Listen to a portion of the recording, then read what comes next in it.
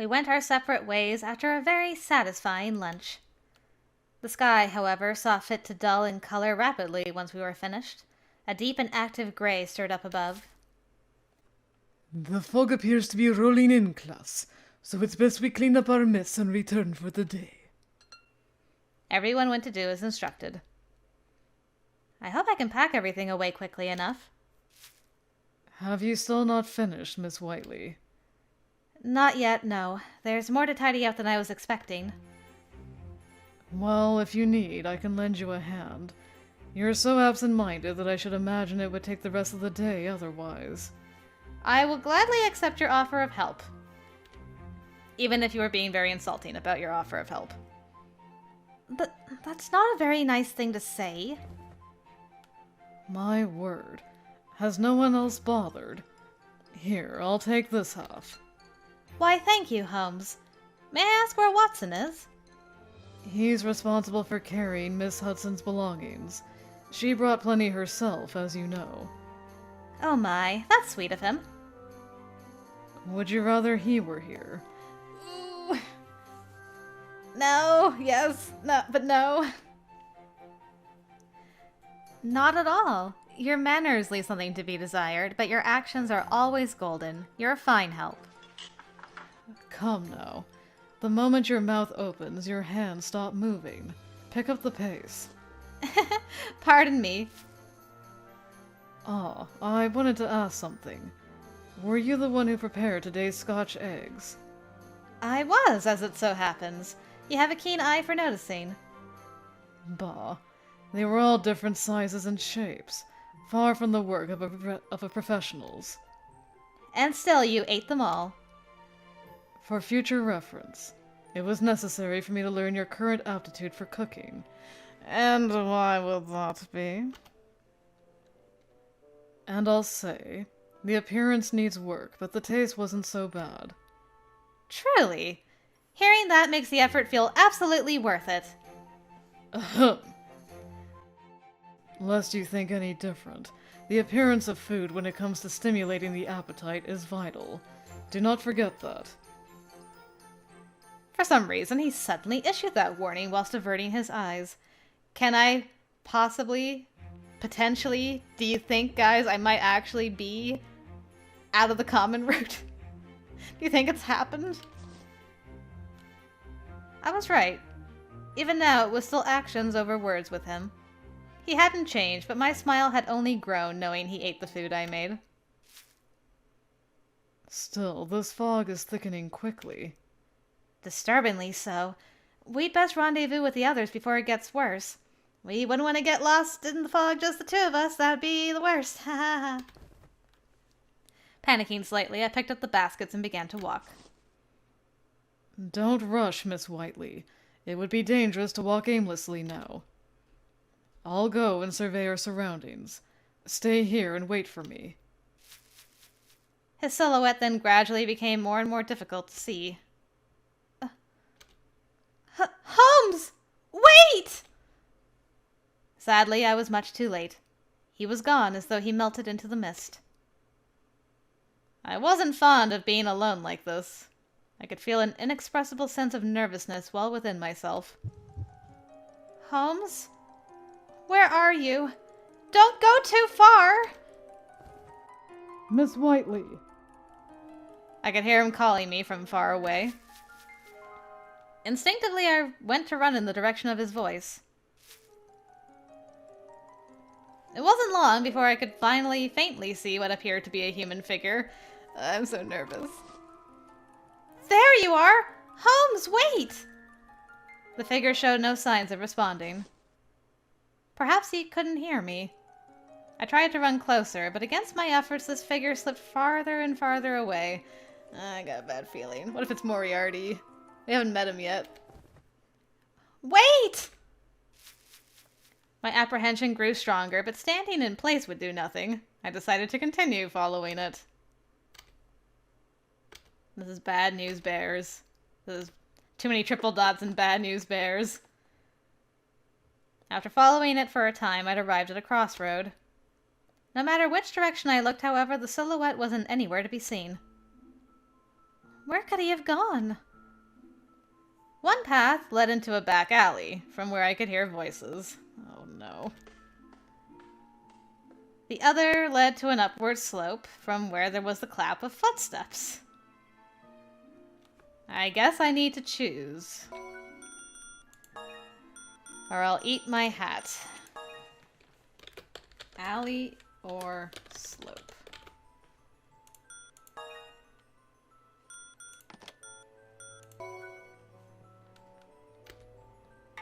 I think I ought to take... Well, there's voices, at least. Maybe that means something. There are so many voices coming from there. Could that be where everyone's gone? I wasn't completely sure of myself, but I chose to take my chances and enter. Because I can't stand still. I felt as if I'd been walking for ages, but I hadn't seen hide nor hair of the speakers I'd been tracking. It can't be my imagination, can it? The back alley was a pit of fog and more fog still, no matter how far I went. And the voices I suspected came from the only thing I knew was not my imagination. The wind, which turned out to sound remarkably similar to human speech as it tunneled through the narrow space. Great. It's certainly possible that it was just the wind. What if it were ghosts? No, that's silly talk. The wind seemed to roar through again as if to answer, and my nerves devolved from the strength of steel into the flimsiness of paper. I'm at a loss. I can't find whoever that was running off anywhere, but making my way back seems rather daunting now. I might be best off staying right here for now. Right as I thought that, a thud not unlike something heavy hitting the ground came from nearby. I'd been caught unawares after hearing nothing so distinct since wandering off, but with it came the very thing I'd been looking for. The silhouette. Were I to let them scurry off again, my only option would be to stay here alone and wait for the fog to clear, I imagine. I can't let them leave me behind! The figure then sprinted, after which I then took up my skirt and followed them. We are so dead. We're so dead. Where am I? I wonder if I should have stayed where I was. I can't see anyone anymore. Very close by, I could hear two men having a discussion. Whoever it could be. You had... Who was that? What's... I tried to get a good look at what was going on from the shadows of the alley. It wasn't the clearest picture, but I could make out two men. Here's what you were promised. Bah, it. What are they talking about? I was hiding enough of a distance away from the men that I could only hear parts of their conversation. I desperately strained my ears in hopes of making out more. One of the men took something out of a wooden box at his feet. Why would they be there with fog this dense? Did you... My eyes? No! Don't! Colonel Moran! What? Tension thick as the fog was stilted momentarily by the sound of someone calling out to a man in a military uniform. Should I leave? This feels as though I'm witnessing something criminal. Am I a fool? I'm in danger if I stay any longer. I must leave. Something was very wrong here. I wanted to wash myself of this before things grew worse, but an underlying fear rooted me to the spot. But what if this is a crime? Is it right to turn my back on it? I hesitated. Huh? Then the air had been punctured by the shriek of a bullet. It was so unexpected that my foot hit a wooden crate on the ground next to me. I wasn't in their sight, but the noise made was much too loud for it not to catch their attention. Who's there? No! Please don't notice me! If you're not going to show yourself, I'll just have to come and find you. Each step moved closer and closer to me. The fog would make finding me a trying task, but that didn't make it impossible. I couldn't hide from him forever. They'll kill me. They're going to kill me! I took a rigid, deep breath to control my nerves. Oh, please tell me it's Holmes. Shh. Quiet now. You're safe.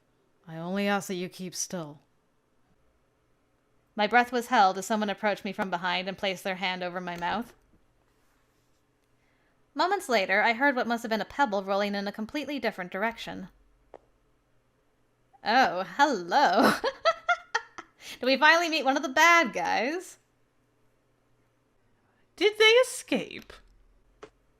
He followed the sound of the pebble, his footsteps becoming quieter and quieter. Danger now less so, I began to think of how the gloves I felt and voice behind me were familiar. Try to keep your voice down. They're likely still close by. I nodded to indicate that I understood. You? How come you're always here when I expect Holmes? Pendleton, we need to have a talk. What is happening? Talk to me, man. Pendleton? Why are you here? Discussions can come later. For now, we leave with due haste. All right. I was more than willing to let Pendleton lead the way.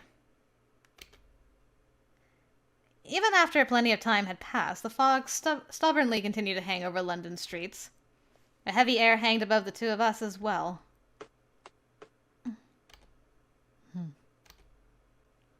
He's angry with me, isn't he?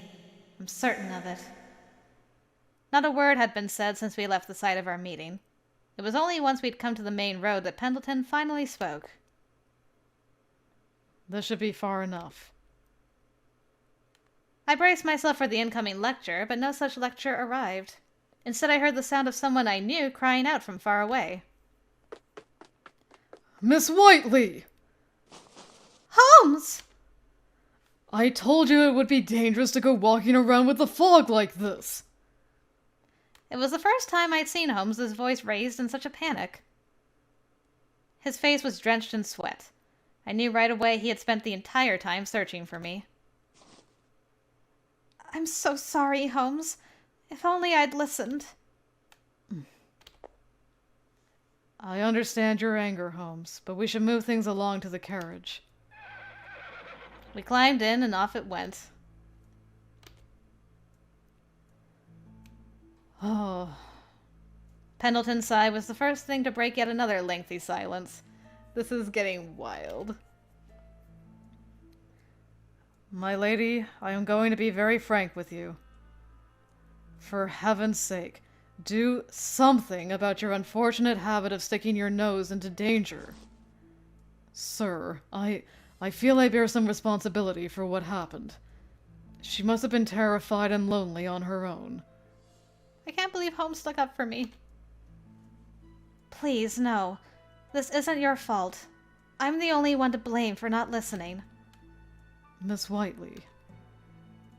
I'd overheard something I fear I must discuss, however. Something involving a Colonel Morin. Colonel Morin? My lady, where did you hear that? Pendleton's expression changed upon its mention. It was earlier. There was a man with me in the fog by that name. Colonel Morin was arrested a long time ago and sentenced to life in prison. But I heard his name. I can't be mistaken, can I? Could he have escaped? No. As far as I'm aware, he's still locked up in the Tower of London. You're absolutely certain you didn't mishear, my lady. But... Could that have been a mere illusion in the fog? But you wouldn't have just pulled that name out of your hat. The more I tried to follow that line of thought, the more fear wrangled me. At a certain point, I could only shake my head to rid myself of anything more. A part of me knew that would do little to help. I could feel a mist begin to settle over my heart, one that seemed even less likely to clear than that of London's fog.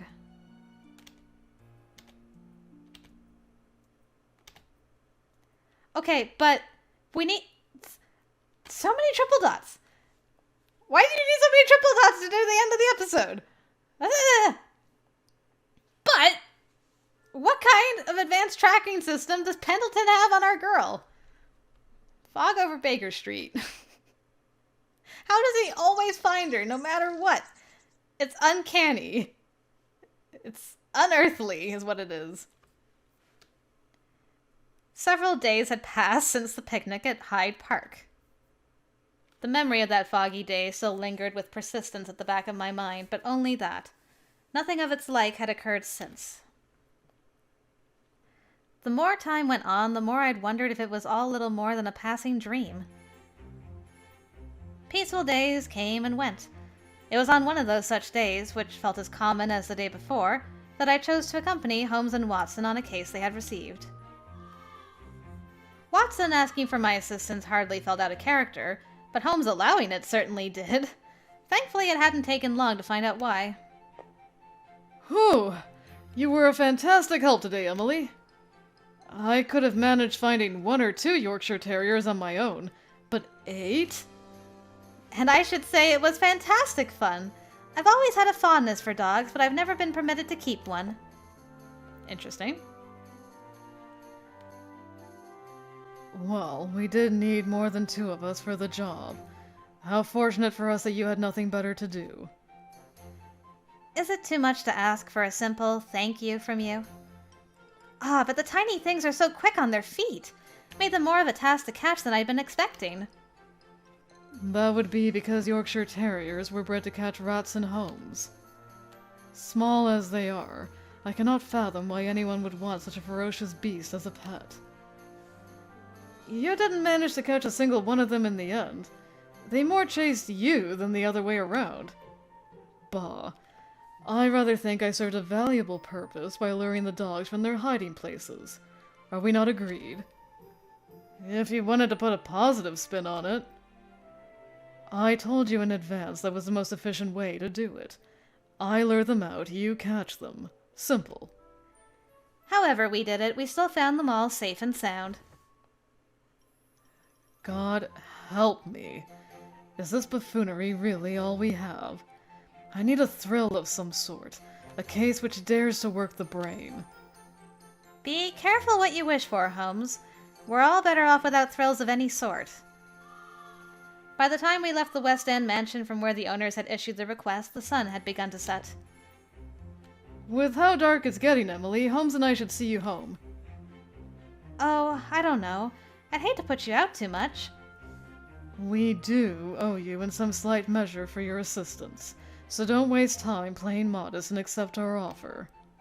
See? Even Holmes agrees with me. No reason to refuse. All right, then. Thank you, gentlemen. The fastest way home involved passing through Baker Street. As such, we set off through London. As we kept at it, the sun continued making its way under the horizon.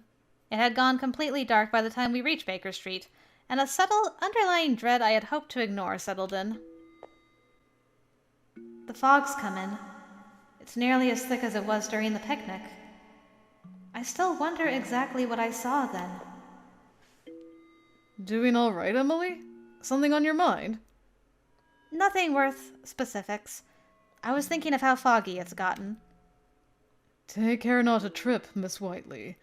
None of us want to be at the epicenter of the great earthquake of London. How dare you? That is so rude. That isn't funny. I'm not going to... Ah! The timing couldn't have been worse. It could have been Holmes making me self-conscious, or a bout of poor luck on my part. But right then, I tripped over myself and straight into him. Yay! Shall I be expecting aftershocks? Look at you. Did you hurt yourself?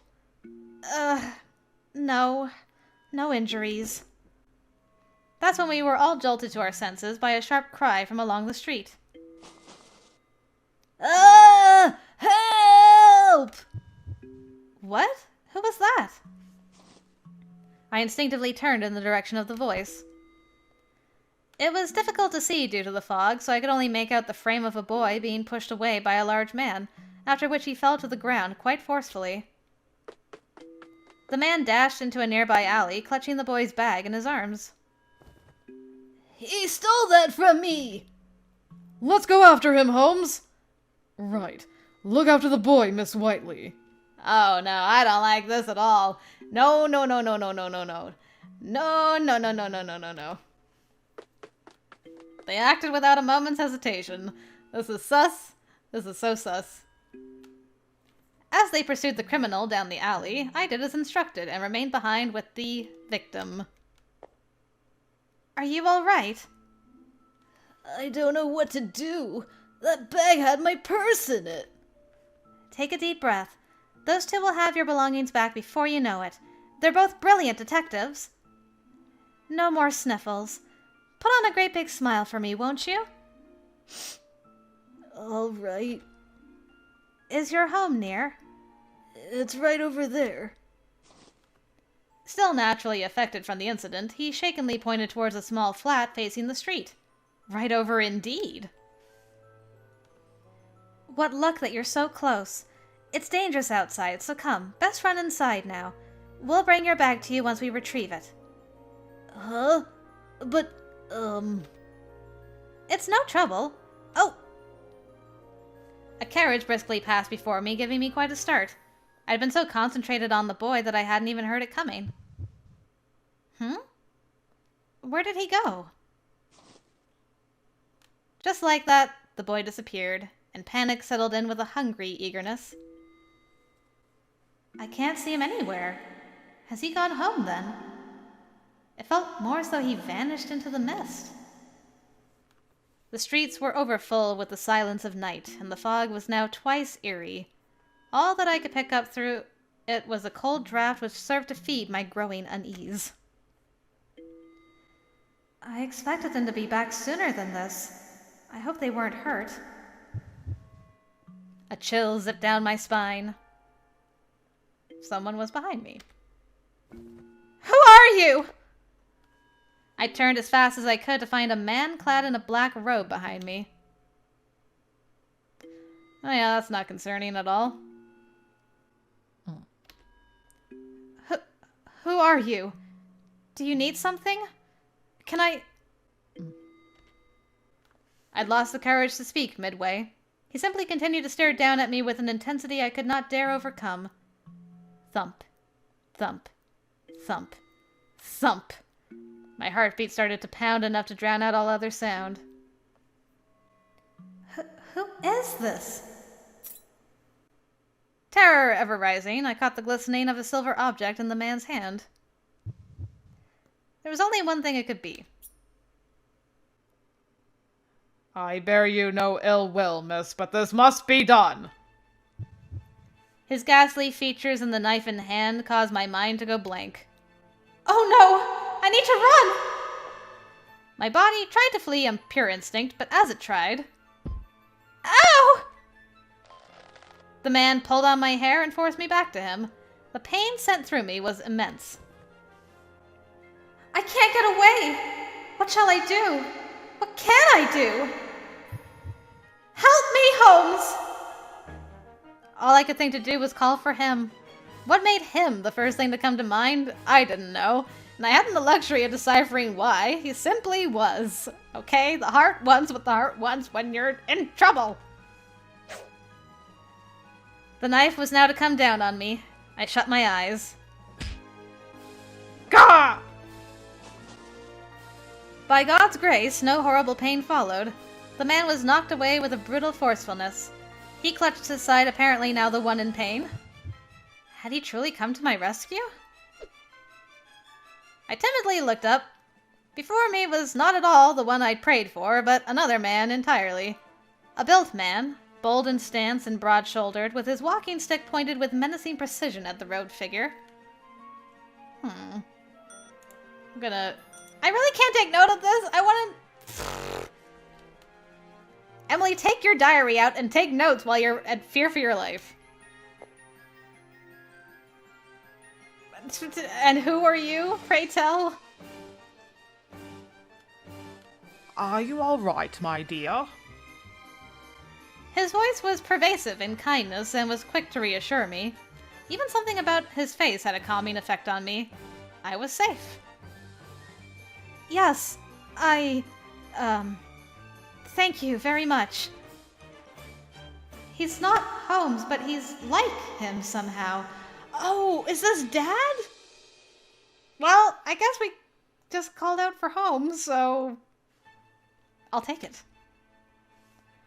No thanks necessary. I'd merely heard the voice of a young lady in the fog and was compelled to see if all was well.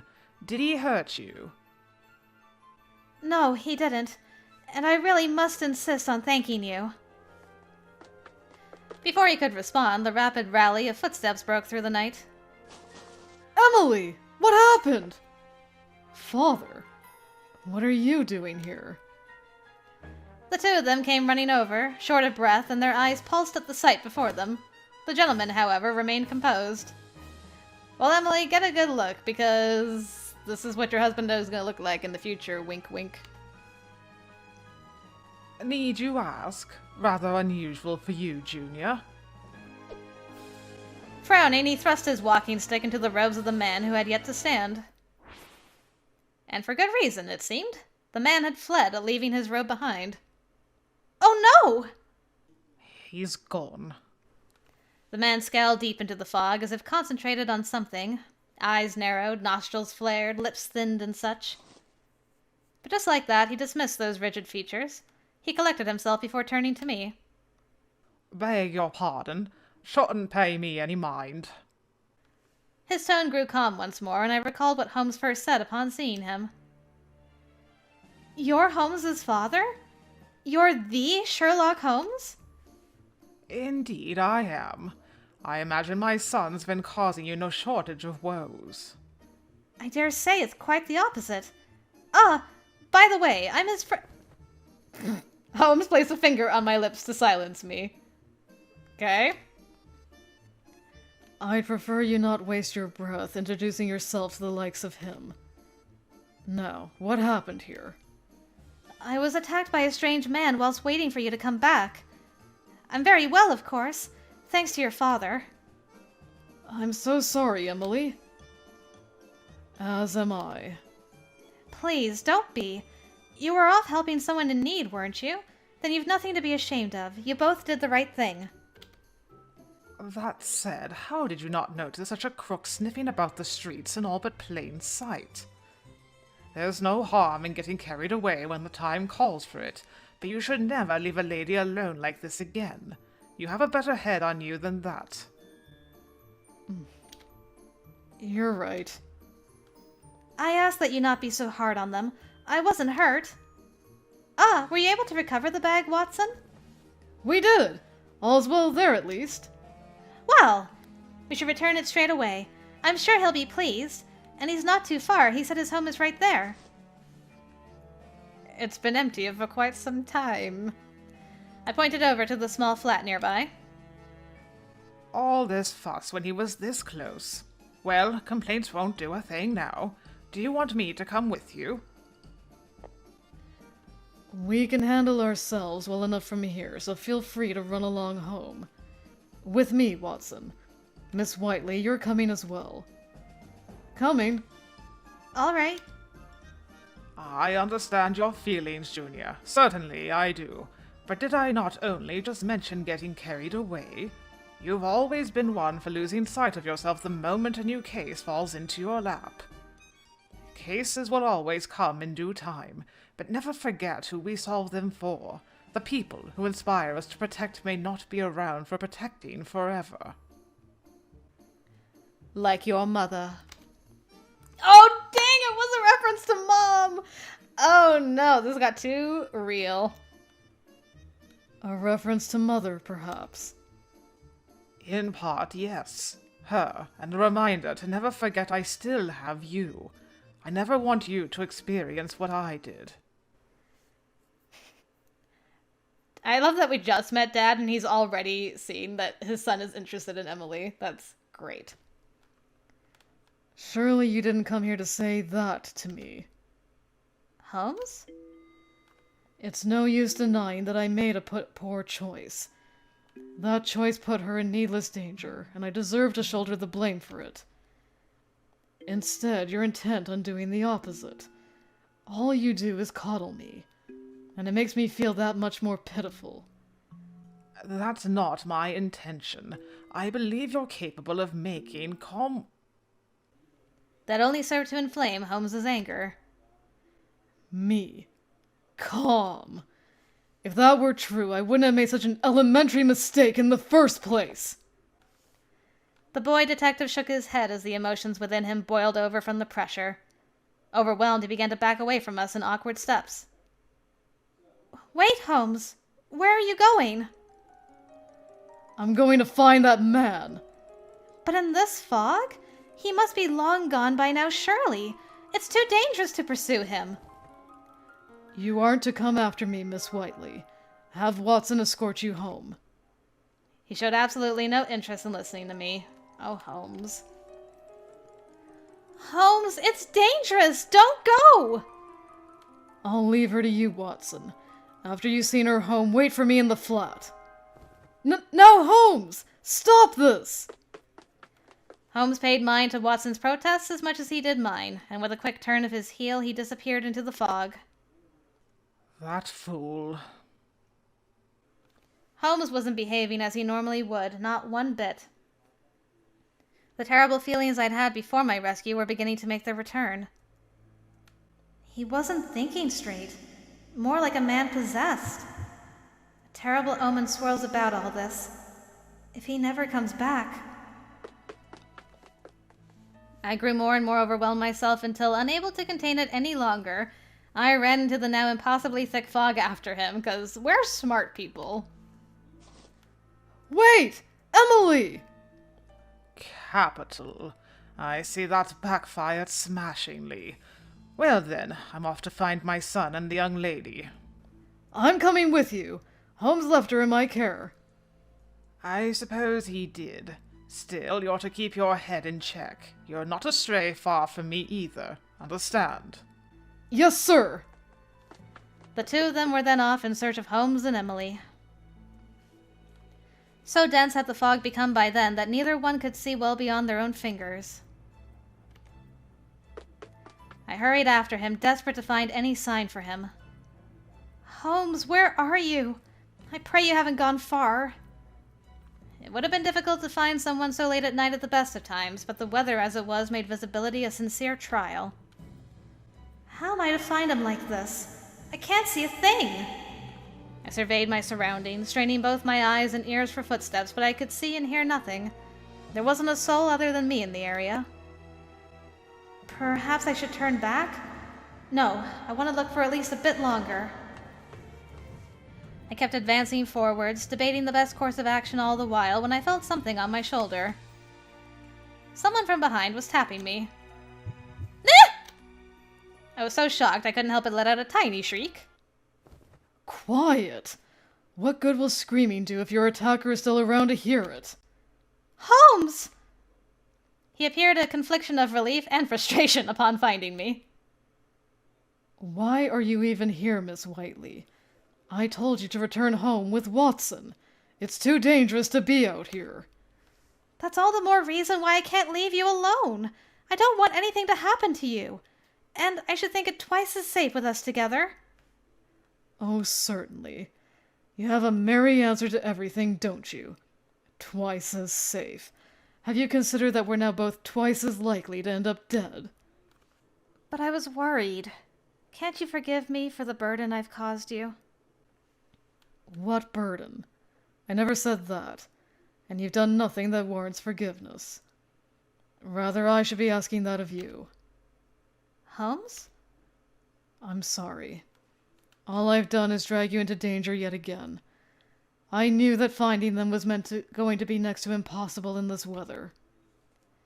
Just promise me something. Don't leave my side. I won't. I promise. Nothing had been resolved, but I counted myself fortunate he didn't reject me. Very slowly and very carefully, we continued to walk together. Miss Whiteley. Holmes called my name from a few steps in front of me. What is it, Holmes? I really am sorry. Oh. Holmes's voice now had all the fragility of glass. I'd never heard him so meek. I should have been more calm. Rational. Father is right. It was my fault you were exposed to danger. But you did the right thing. You didn't turn your back on a crime. To me, you made us see that justice was done. Miss Whiteley, my father has solved countless cases in his lifetime, earning the trust and respect of those around him. He did it all with his own intellect, through honest, back-breaking work. I've always endeavored to do the same, to stare down the cases before me and unravel the truths behind them. But the masses don't see me when I do that. They see my father. When I solve a case, instead of praising my effort in itself, people tell me that I take after him, that I'm just like him. So that's how he sees it. I work to solve cases as a detective because I want to, not because he or anyone else expects that of me. It has only been of late that I can't escape how inferior I am to him. If we were to pursue precisely the same case at precisely the same time, I wouldn't come close to solving it first. Do you hate him? I clutched to the sleeve of his coat. I waited for him to shake my hand away, but he only stared with a keen, unnerved focus. But focused as it was, I thought he also wasn't staring at all. Inwardly, a part of him seemed to search and search and search for the right answer. I couldn't say. I only know that I'm not very good at dealing with him. Being around him makes me too aware of my own weaknesses. To Holmes, his father was a source of inspiration, someone whom he wished to one day equal. That, in turn, made his father an obstacle he needed to one day surpass as a fellow detective. But there was yet one more obstacle that doggedly played devil's advocate to his ears, and it made the source of his inspiration that much harder to accept. Pride. Holmes carried his weight in it, more so than most, so how was he meant to discuss his feelings with the sincerity of the average man? To think, there were things in this world that even you didn't know. I shifted the tiniest bit closer to him, then closer still. What are you doing? Was there something funny with what I said? No. I'm comforted, I suppose. I feel comforted knowing you're an ordinary human like the rest of us. What have you seen me as all this time? Oh, how to put it? A mad perfectionist who knew more than anyone about everything? Are you mocking me? You've always given me that impression, really. I can't quite describe it the way I'd like, but since I lost my father as a girl, watching yours being so happy to speak with you has made me envious. Huh. How unexpected. I'd fully prepared for the first words out of your mouth to lean closer towards reconciliation. Nothing like that. Everyone around me has such bizarre opinions. Watson advised me to solve the issue by engaging in fisticuffs. That does sound like something he would say. He told me once, when a man's passions are aroused, words just aren't enough, or some such. Did he now? He did. That sounds like him also, doesn't it? Oh, yes. In that I have not a clue what he's going on about. Well, it isn't fisticuffs, but if there's one thing I might say, Holmes. The people you treasure most genuinely can disappear without warning. I would never wish upon you the pain of regret, the kind where you wished you had said something when you still had the chance. If that's your opinion on the matter, I shall take it to heart. Holmes! Though, I find it impossible to imagine that crack-brained eccentric disappearing into thin air. Oh, none of that. Is there no limit to how stubborn you can be? I was happy. His reaction hadn't matched his feelings, to be sure, but he had said enough. A distraction soon brought us back to reality. The two of us heard a particular consistent shuffling, and it was coming closer. We also heard the faint tap of footsteps. Who could that be? We'll have to cut our conversation short and run, Miss Whiteley. Take hold of my hand and don't let go. He'd gone from relaxed to tense with the flip of a coin. I won't! I grasped his hand and we started to run away, but we weren't quite able to go undetected. He just got another robe? What the heck, man? Huh. And to where do you think you're running off? The man who had attacked me appeared from within the fog. In his hand, gripped and prepared for battle, was the same knife. Behind me, Miss Whiteley. Holmes raised his arm in front of me, then stepped forwards to draw the man's attention to him. Why are you targeting her? What is it that you want? You misunderstand. My target is the son of Holmes. You, I should say. Good to meet you, Herlock Holmes. Bah. Your choice of words has me thinking the one you truly have business with is my father. Of course. You're his son. Beyond his infamy, your existence holds no worth. Holmes twitched at the insult. Step back, Miss Whiteley. The formerly robed man, now disrobed since his escape, and wicked in his reveal, motioned to attack as Holmes took position. He deftly evaded the swipe of the knife, and, careful not to miss the opportunity, countered with a hard first to the man's side. Fist? First? Gah! The man's movements had become sluggish. No matter the weapon, Holmes' gift for boxing would always grant him the advantage in close quarters. Is that your best? You started this fight. I should think you can make it worth my time. It was the best he could do, but that had yet to stop the man from rousing himself to resume the fight. Or was it something else? This can't be right. He had a perfect opening to attack Holmes, but he didn't take it. He can't be duping Holmes into thinking he's a weak man. But why? What other purpose could there be other than to delay his loss? Unless he were waiting for something that would help him win. The puzzle was solved, and as I thought it, almost as though it knew I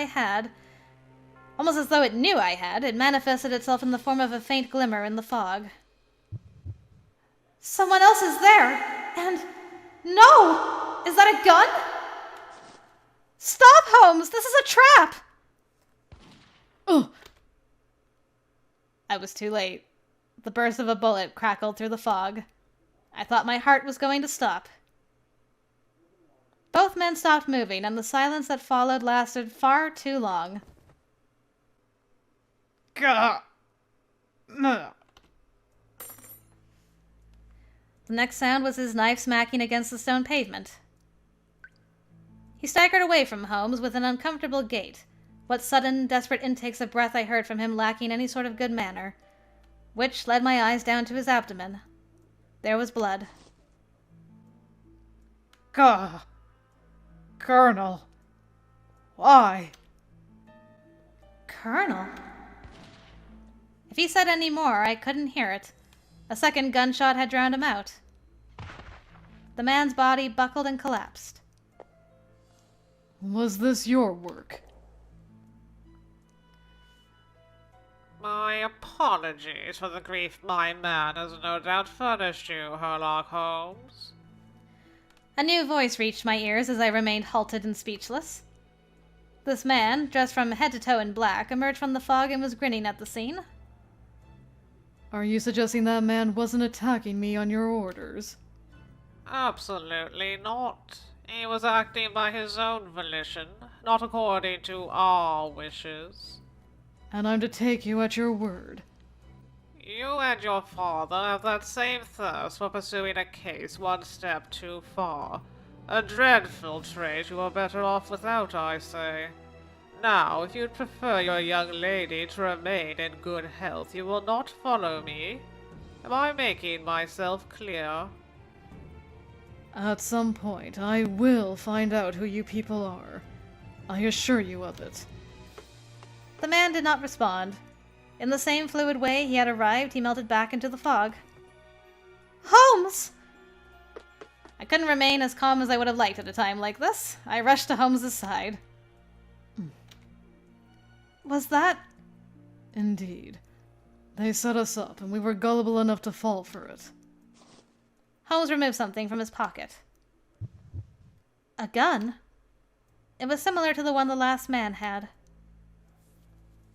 I suppose he slipped it into my pocket when I picked up the knife. He spoke as if he were ruminating what had happened in his mind. Then he looked once more at the body slumped on the ground. Worse still, 2 bullets are missing. That means... Scotland Yard! Stay where you are! Presumably summoned to the scene by the gunshot, several policemen arrived and raised their firearms one after the next.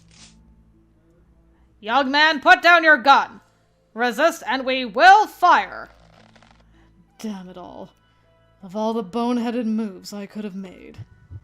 This must have been their plan. I don't want to believe it, but could that theft have been part of this? Whatever the answer, there was nothing to be done to solve our current predicament. Wait! He hasn't done anything wrong! He's been set up! We'll listen to what he has to say at the station.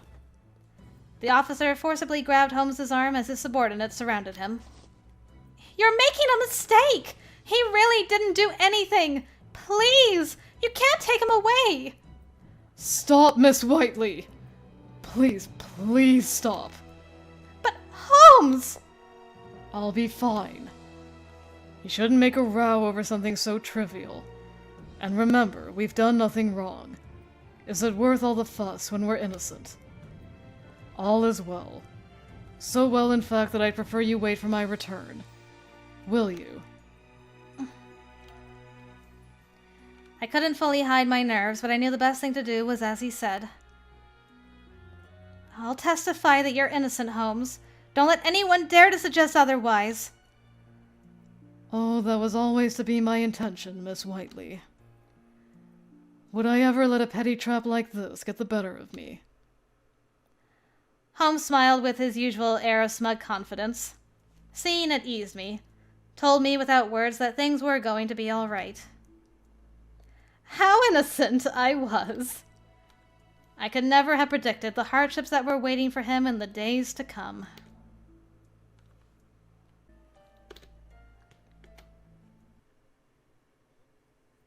Oh man, that was the end of that one! No, how could it end like